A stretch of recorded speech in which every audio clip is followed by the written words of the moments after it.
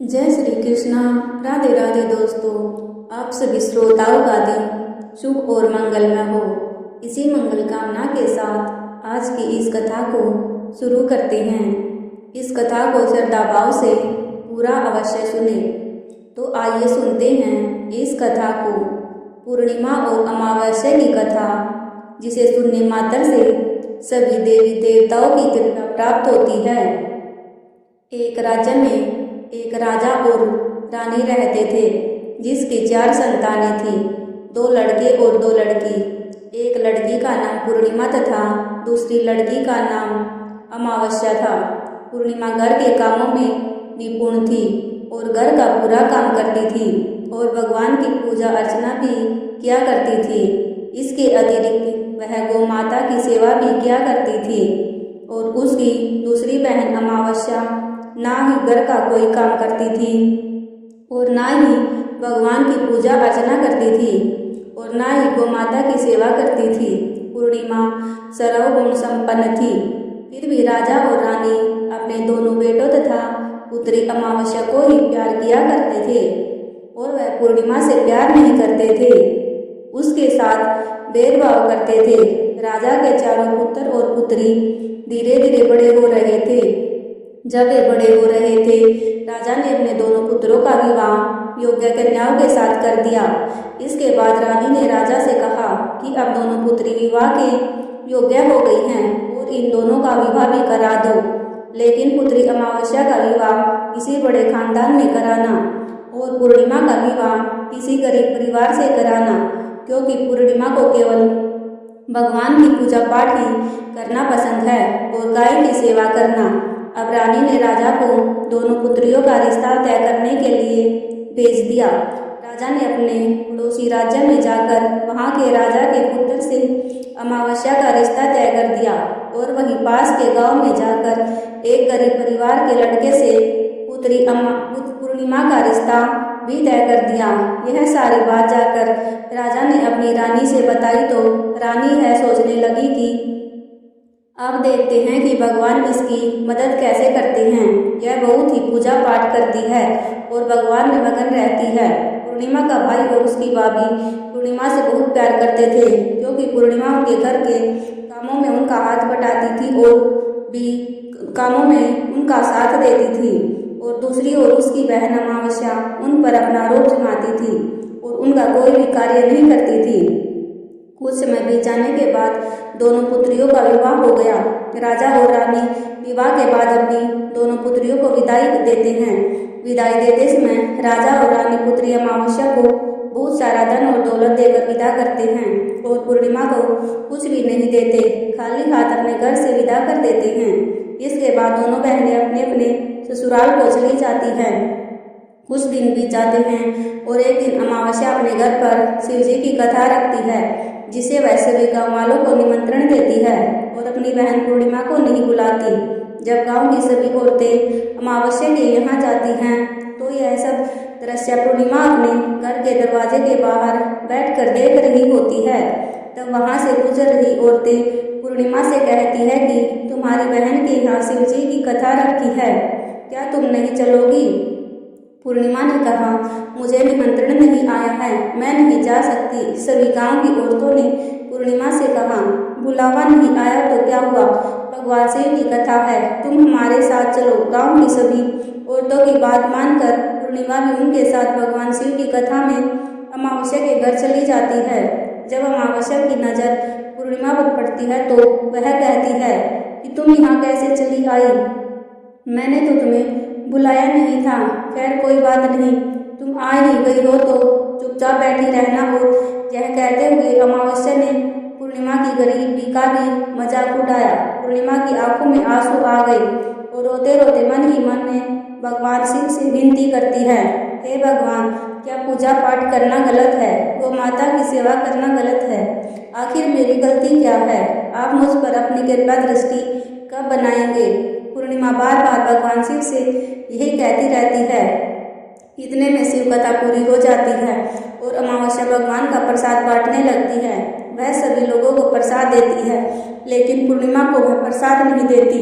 पूर्णिमा बिना प्रसाद के ही अपने घर लौट आती है रास्ते में वह यह सोचने लगती है कि यदि बच्चे उससे कथा का प्रसाद मांगेंगे तो वह क्या कहेगी, क्या जवाब देगी। उसने सोचा कि वह अपने मायके अपने भाई और भाभी के यहाँ जाएगी और वहाँ से आते हुए बच्चों के लिए कुछ लेकर आएगी। ऐसा सोचते हुए वह अपने घर वापस लौट आई।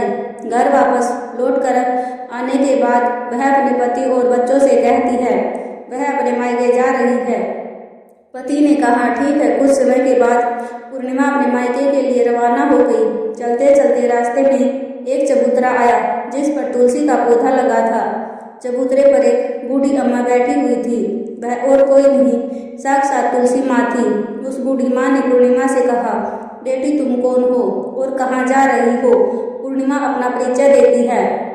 परिचय देने के बाद बूढ़ी औरत ने पूर्णिमा से कहा यहाँ तुलसी का पौधा सूख रहा है, इसमें थोड़ा सा पानी डाल दो और इस चबूतरे की साफ सफाई कर दो जिससे मुझे थोड़ी ठंडक मिलेगी। पूर्णिमा ने कहा ठीक है माँ जी, मैं तुलसी में पानी डाल देती हूँ और यहाँ की साफ सफाई भी कर देती हूँ। पूर्णिमा ने साफ सफाई करने के बाद बूढ़ी अम्मा को भी नहला दिया और बूढ़ी अम्मा की सेवा की। उसके पैर दबाए और बूढ़ी अम्मा से कहा माँ जी और बताइए मैं आपकी क्या सेवा करूँ और कोई काम हो तो बता दीजिए, मैं कर दूंगी। बूढ़ी माँ ने कहा अब नहीं, तुम जाओ और वापस आते समय मुझसे मिलते हुए जाना। पूर्णिमा ने कहा ठीक है बूढ़ी माँ जी मैं जाती हूँ, वापस आते वक्त आपसे मिलते हुए जाऊंगी। कुछ समय आगे चलने के बाद एक शिव मंदिर आया। वहाँ पर उसे एक बूढ़ी बाबा मिले जो मंदिर के बाहर बैठे हुए थे। वह और कोई नहीं, साक्षात भोलेनाथ थे। उन्होंने पूर्णिमा से कहा कि कहाँ जा रही हो बेटी, तुम कौन हो। पूर्णिमा ने अपना परिचय दिया। फिर उस बूढ़े बाबा ने पूर्णिमा से कहा इस चबूतरे की और इस मंदिर की सफाई कर दो। तब पूर्णिमा ने मंदिर और चबूतरे की सफाई कर दी और वहाँ पर पूजा अर्चना भी की और बाद में उन्होंने बूढ़े बाबा को भी नहला दिया और उनसे कहा कि बाबा और कोई काम हो तो बताना। तब बूढ़े बाबा ने कहा नहीं बेटी, अब तुम जाओ और वापस आते वक्त मुझसे मिलते हुए जाना। पूर्णिमा ने कहा ठीक है बाबा मैं जाती हूँ, वापस आते हुए आपसे मिलते जाऊंगी। आगे चलते कुछ दूर चलने के बाद पूर्णिमा को एक काली जी का मंदिर दिखा। वहाँ भी एक बूढ़ी अम्मा चबूतरे पर बैठी हुई थी। उस बूढ़ी औरत ने भी पूर्णिमा से कहा कि बेटी तुम कौन हो, कहाँ जा रही हो। तब पूर्णिमा ने उस बूढ़ी औरत को अभी अपना परिचय दिया। बूढ़ी औरत ने पूर्णिमा से कहा कि यहाँ पर सभी पूजा पाठ करने के लिए आते हैं लेकिन मंदिर की साफ सफाई करने के लिए कोई नहीं आता, इसलिए तुम मंदिर और चबूतरे की साफ सफाई कर दो। तो पूर्णिमा ने कहा ठीक है माँ जी। और पूर्णिमा ने मंदिर और चबूतरे की सफाई कर दी और पूजा पाठ भी किया और बाद में माता जी का श्रृंगार कर दिया और उस बूढ़ी माँ जी को नहला देती है और बूढ़ी माँ के पैर दबाकर उसकी सेवा भी करती है और कहती है माँ जी सभी काम हो गए हैं, माँ जी मैं अभी जाऊँ। बूढ़ी अम्मा कहती है तुम जाओ लेकिन वापस आते वक्त मुझसे मिलते हुए जाना। पूर्णिमा कहती है ठीक है। आगे चलते चलते वह नदी आती है जहाँ पर भी वह एक बूढ़ी अम्मा बैठी रहती है और वह कहती है बेटी तुम कौन हो। पूर्णिमा अपना परिचय देती है और उसके कहे अनुसार सारा कार्य और बूढ़ी माँ की सेवा भी करती है। वह बूढ़ी माँ कहती है बेटी अब तुम जाओ लेकिन बाद में वापस जाते वक्त मुझसे मिलते हुए जाना। और वह नाव में बैठकर नदी के दूसरे किनारे पहुंच जाती है और वहां अपने मायके के घर पहुंच जाती है। वहां पर पूर्णिमा के भाई और भाभी उसे देखकर बहुत खुश होते हैं और वे पूर्णिमा की बहुत खातिरदारी करते हैं, उससे बहुत सारी बातें करते हैं और कहते हैं कि बच्चों को भी साथ में लेकर आती तो बहुत अच्छा होता। अब कुछ समय के बाद पूर्णिमा ने वापस अपने ससुराल जाने को कहा तो उसकी भाभी ने उसके लिए एक साड़ी दी और थैले में बच्चों के लिए कपड़े और खाने पीने की कुछ चीजें रख दी और कहा कि तुम बहुत दिनों के बाद आती हो। और पूर्णिमा की भाभी ने यह थैला पूर्णिमा के हाथ में दे दिया और कहा कि जाओ और जल्दी वापस आना। इसके बाद पूर्णिमा वहाँ से अपने ससुराल के लिए चल पड़ी और उसी नदी के किनारे पहुंची और नाव में बैठकर दूसरे किनारे पर उतर गई। वहाँ पर उतरने के बाद उसे वही बूढ़ी अम्मा मिली जो साक्षात गंगा मैया थी। उस बूढ़ी अम्मा ने पूर्णिमा को एक थैला दिया और कहा, इसे तुम अपने घर जाकर ही खोलना। अब पूर्णिमा के पास बहुत थैले हो गए। उन्हें पूर्णिमा लेकर वहाँ से रवाना हुई। कुछ दूर चलने पर काली माँ का मंदिर आया। वहाँ पर काली माँ बूढ़ी माँ के रूप में विराजमान थी। उसने कहा, आ गई बेटी। पूर्णिमा ने कहा, हाँ माँ जी, मैं आ गई। तो काली माँ ने उसे एक थैला दिया और कहा, तुम यह थैला घर जाकर ही खोलना। अब पूर्णिमा के पास 3 थैले हो गए। तीनों थैले लेकर पूर्णिमा आगे बढ़ी। कुछ दूर जाने पर शिव का मंदिर आया, जहाँ बूढ़े बाबा के रूप में शिवजी स्वयं विराजमान थे। बूढ़े बाबा ने कहा, पूर्णिमा तुम वापस आ गई। पूर्णिमा ने कहा, हाँ बाबा, मैं वापस आ गई। बूढ़े बाबा ने भी पूर्णिमा को एक थैला दिया और कहा कि यह थैला तुम घर जाकर ही खोलना। पूर्णिमा ने कहा, ठीक है बाबा। अब पूर्णिमा के पास 4 थैले हो गए थे। पूर्णिमा उन सभी को एक साथ कैसे ले जाती? तो उसने एक पुरानी साड़ी निकाली और उन सभी थैलों का गट्टा बना लिया और सर पर रख कर वहाँ से चल पड़ती है। कुछ दूर जाने के बाद उसे तुलसी माँ बूढ़ी औरत के रूप में मिलती है और कहती है, पूर्णिमा तुम आ गई। पूर्णिमा कहती है, हाँ माँ जी, मैं आ गई। वह बूढ़ी औरत भी उसे एक थैला दे देती है और कहती है, यह थैला तू अपने घर जाकर ही खोलना। पूर्णिमा कहती है, ठीक है माँ जी। अब पूर्णिमा के पास 5 थैले हो गए। पूर्णिमा वहाँ से चल पड़ती है और वापस अपने घर पर पहुँची। पूर्णिमा ने सभी सामान को नीचे रखा और सबसे पहले अपने मायका का थैला खोल कर देखने लगी। उसमें बच्चों के लिए अच्छे अच्छे कपड़े और खाने पीने की चीज़ें थी और उसके कुछ गहने भी थे। पूर्णिमा ने कपड़े अपने बच्चों को दिए और खाने पीने की चीज़ें भी बच्चों को खिला दी। बच्चे यह सब पाकर बहुत खुश हुए। पूर्णिमा ने दूसरा थैला खोला जो उसे गंगा मैया ने दिया था। उसमें ढेर सारे हीरे जवाहरात सोना चांदी थे। इसके बाद अब पूर्णिमा ने तीसरा थैला खोला जो काली माँ ने उसे दिया था। उसमें बहुत सारा धन श्रृंगार का सामान भरा हुआ था। इसके बाद पूर्णिमा ने चौथा थैला खोला जो भगवान शिव ने दिया था। उसमें बहुत सारा धन और खुशियाँ भरी हुई थी। इसके बाद अब पूर्णिमा ने 5वां थैला खोला जो तुलसी माँ ने उसे दिया था। वह दाल चावल और 7 प्रकार की खाने की चीज़ों से भरा हुआ था। अब पूर्णिमा के घर में किसी भी चीज़ की कमी नहीं थी। उसका घर धन धान्य से भरा हुआ था।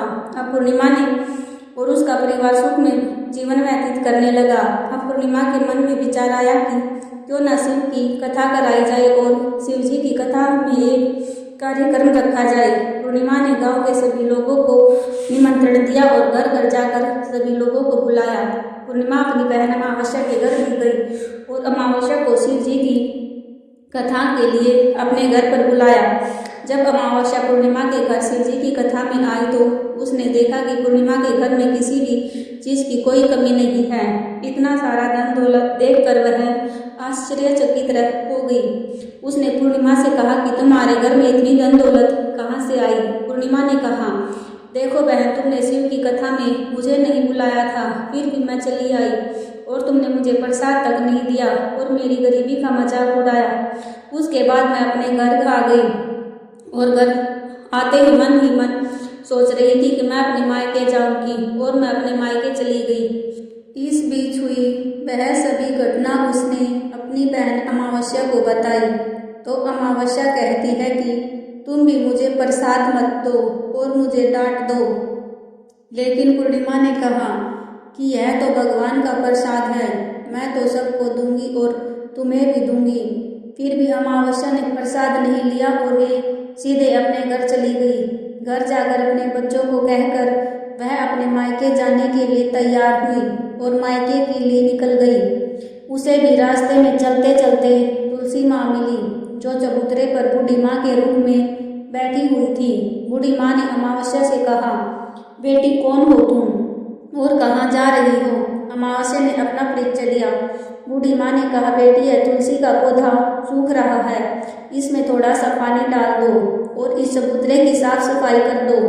इस पर अमावस्या ने कहा, बुढ़िया तुझे दिखाई नहीं दे रहा कि मैंने कितनी महंगी साड़ी पहन रखी है, यह गंदी हो जाएगी। ऐसा कहकर वह वहाँ से चली गई। आगे जाने पर उसे शिव मिले जिन्हें भी उसने ऐसा ही कहा। इसके बाद आगे जाने पर उसे काली माँ मिली, उसको भी उसने ऐसे ही सारी बातें कही और आगे जाने पर उसे गंगा माँ मिली, उसे भी उसने यही सब कहा और आगे चली गई। इसके बाद अमावस्या जब नाव में बैठने लगी तो उस नाव में फूलों की जगह कांटे भरे हुए थे जो उसके पैरों में चुभ रहे थे। किनारे पर उतरकर वह अपने मायके चली गई। तब वहां उसे अपनी भाभी और भाइयों ने देखा तो वह मन ही मन कहने लगे कि काम की ना काज की, 2.5 मन अनाज की, अब आ ही गई है तो ठीक है। पूर्णिमा तो हमारे कामों में हाथ बटाती थी, यह कोई काम करेगी तो नहीं। अब उन्होंने खाना बनाया और खाना खाते ही सभी सो गए। अमावस्या जब सुबह उठी और अपनी भाभीयों से कहा कि मैं अपने ससुराल जा रही हूँ। उन्होंने कहा ठीक है जाओ। अमावस्या बोली, पूर्णिमा को तो तुमने एक थैला दिया और मुझे कुछ नहीं दोगे क्या? भाई और भाभी ने कहा तुम घर जाओ, थैला तुम्हारे घर पहुंच जाएंगे। फिर अमावस्या वहां से निकली और नदी के किनारे पहुंची। वहां गंगा मैया बूढ़ी औरत का रूप धारण करके बैठी थी। बूढ़ी अम्मा ने कहा आ गई बेटी? तो उसने कहा हाँ मैं आ गई। अमावस्या ने कहा तुमने पूर्णिमा को एक थैला दिया था और मुझे नहीं दोगी क्या? तो बूढ़ी अम्मा ने कहा तुम घर जाओ, थैले तुम्हारे घर पहुंच जाएंगे। इसके बाद ऐसे ही आगे हुआ। उसको काली माँ मिली जिसने भी अमावस्या को यही कहा। फिर आगे जाने पर शिव जी मिले, उन्होंने भी अमावस्या से ऐसा ही कहा। आगे जाने पर उसे तुलसी माँ मिली और उसने भी अमावस्या से यही कहा तुम घर जाओ, थैले तुम्हारे घर पहुंच जाएंगे। अमावस्या ने घर जाकर देखा तो 5 थैले आंगन में पड़े हुए थे। अमावस्या ने मन ही मन सोचा कि अब तो मेरे पास भी बहुत सारी धन और दौलत आएगी। जल्दी जल्दी उसने सभी थैलों को खोला तो किसी में मिट्टी थी और किसी में पत्थर, किसी में कंकर और किसी में कोयला। उसे मायके से भी कुछ नहीं मिला, इन थैलों में कुछ भी नहीं था। अमावस्या दौड़ती हुई पूर्णिमा के घर गई और कहती है कि तुम्हें तो इतना सब कुछ मिला, मुझे तो कुछ नहीं मिला, आखिर क्यों? तो पूर्णिमा कहती है जब मैं अपने मायके जाती हूँ तो अपनी भाभीयों के साथ उनके कामों में हाथ बटाती हूँ, उनके साथ मिलकर काम करती हूँ, लेकिन तुम ऐसा नहीं करती, उनकी इज्जत भी नहीं करती, इसलिए वह तुम्हें क्या देंगे? इसके बाद में तुमने गंगा मैया को ठुकरा दिया और काली माँ को भी ठुकरा दिया और भगवान शिव को भी तुमने ऐसा ही किया, इसलिए उन्होंने भी तुम्हें कुछ नहीं दिया। अमावस्या कहती है बहन तुम मुझे माफ़ कर दो, मैंने तुम पर हमेशा अत्याचार किया है, मुझे कुछ नहीं मिला तो कोई बात नहीं, मैं भी भगवान की भक्ति करूँगी और सब कुछ प्राप्त कर लूँगी, मुझे इन सब चीज़ों का रहस्य बताओ। तो पूर्णिमा ने कहा कि तुम 3 सूत्र का ज्ञान ले लो और उसके कथा करना। पहले सूत्र में दया मांगना और दूसरे सूत्र में कथा मांगना और तीसरे सूत्र में 108 बार ओम नमः शिवाय का जाप करना। बहन भगवान ने यह सूत्र दिए हैं, इनको अपना हृदय में बसा लेना। मैंने भी यह 3 सूत्र अपने जीवन में अपनाए थे और सच्चे मन से भगवान की भक्ति पूजा पाठ की थी। फिर भगवान ने मुझे यह सब कुछ दिया है और तुम्हारे पास जो भी था वह सब खत्म हो गया। इसके बाद अमावस्या अपने घर आ गई और भगवान की पूजा पाठ करने लगी। भगवान शिव से उसने माफ़ी मांगी और गौ माता की सेवा भी की और दूसरों की मदद भी करने लगी। और हर हर महादेव। दोस्तों आपको ये कथा कैसी लगी कमेंट बॉक्स में ज़रूर बताना और जय श्री कृष्णा लिखना न भूलें। वीडियो पसंद आई हो तो लाइक और शेयर ज़रूर करें और ऐसी ही बहुत सारी कहानियों को सुनने के लिए चैनल को सब्सक्राइब जरूर करें। वीडियो में अंत तक बने रहने के लिए सभी का धन्यवाद।